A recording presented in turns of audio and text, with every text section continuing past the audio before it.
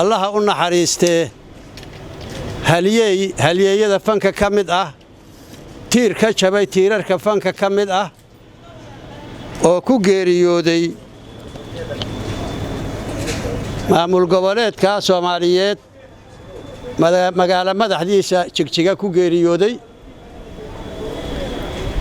halkan maanta tacsiba loogu dhigay fanaaniinto idilu ay isugu yimaadeen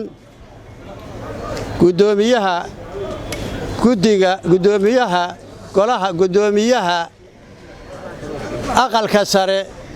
mudane Cabdi Xaashi Cabdilaahi oo kamid hobalada Soomaaliyeed kamid ayaa ka soo qayb galay waxaan isugu tagnay aaskii Allah u naxariistay abwaan Sangub oo lagu sameeyay magaalada Jigjiga lagu aasay ayaan isugu tagnay haddana halkii isla goobtii ayaa lagu aasay Daawud Cali Masxaf inkastoo aad uga xumahay aaskii Sangub waxa isugu timid dad hadii alla ku runaya kumanyaal laakiin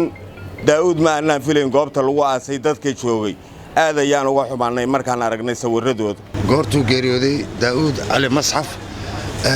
taariikhdiisa lama soo idleen karo dhaxal reeb wuxuu ka dhigay YouTube-ka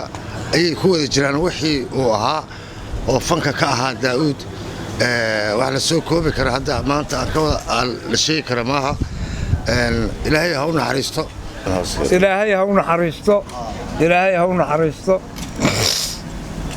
Daawud wuxuu ahaa waa laga sheekeeyay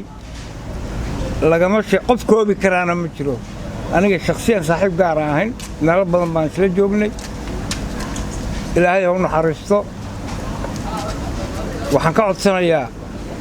asxaabtiisa iyo xukuumadaba caruurta yaryar oo uu ka tagay inaan la ilaawina laga warqabo inna lillahi wa inna ilaahi raaji'uun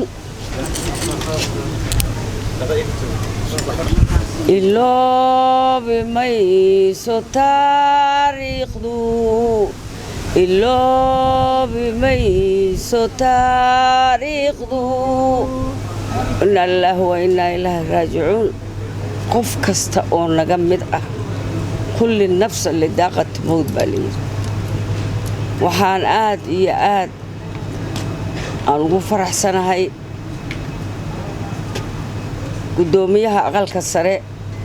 وأهان شري واقو هرانا محايد ماريهيه هي تياتركا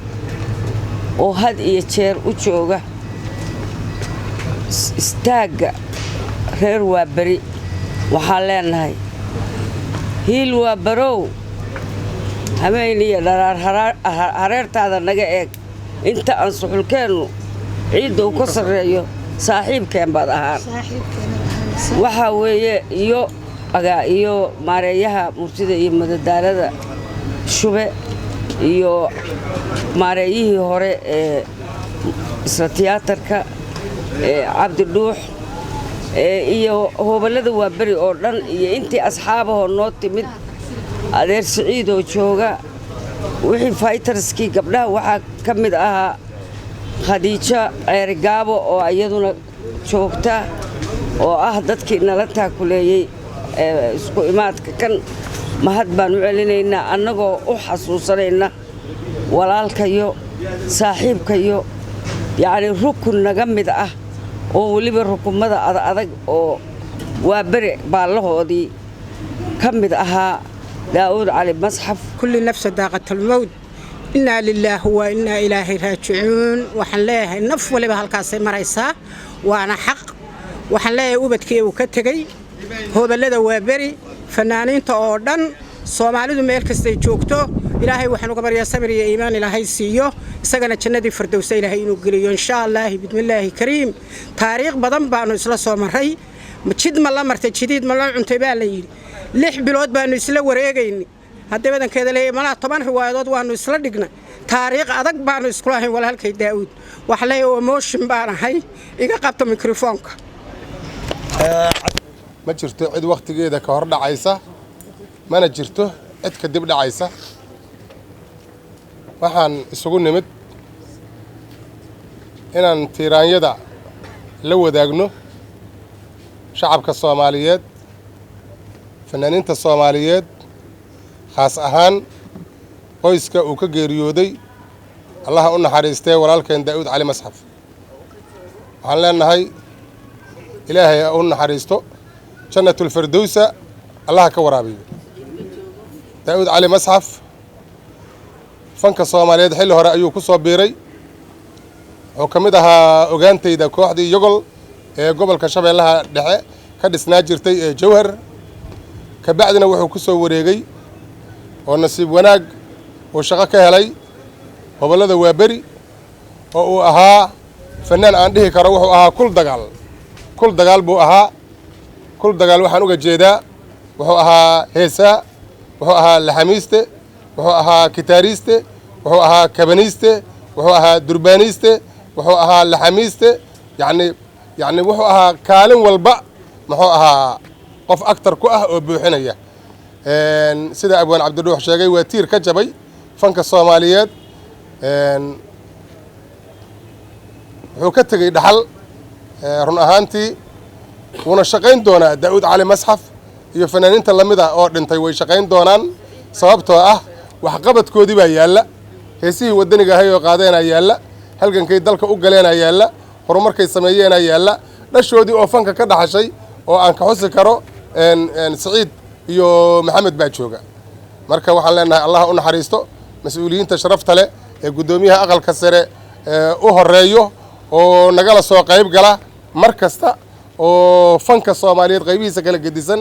ay sameynayaan barnaamij la xiriira arrimaha fanka hadday tahay tacsi hadday tahay bandhig xafladeed hadday tahay muxuu ahaa wax qabad kale hadday tahay marka aan caawinayno dadka fanka ah oo walaalaheena oo muxuu ahaa wax soo gaareen muxuu ahaa abwaan Cabdi Xaashi gudoomiyaha aqalka sare oo mar walba nagala soo qayb gala waxaan leeyahay aad iyo aad u mahadsan tahay jazakallahu khayr ilaahay muxuu ahaa sharafka iyo karaamada aadna la garab taagan tahay muxuu ahaa ilaahay adigana abaalgudkeeda ha ku siiyo aad iyo aad u mahadsan tihiin ka soo qaybkeenu aad ugu mahadsan tihiin waxaan ka xumahay aad iyo aad uga xumahay fanaaniinta Soomaaliyeed ee taariikhda lahaa muddooyinkan dambe soddomeeyadan sano aynu dawlad la'aanta ahayn waxa weeye sida Daawud oo kale ayay meelaha ugu dhimanayeen iyaga oon cid wax taraysaa jirin waan ka xumahay ereygan inaan isticmaalo waxyeeladii dhacdayna inaynaan iyadana buunbuunin oo keliya aynu taariikhdeenna xumaan iyo wax samaan waxay lahayd waa taariikh ummadani ay leedahay qof wal oo Soomaali waa inuu isbarbardhigga uu sameeyaa goor walba laakiin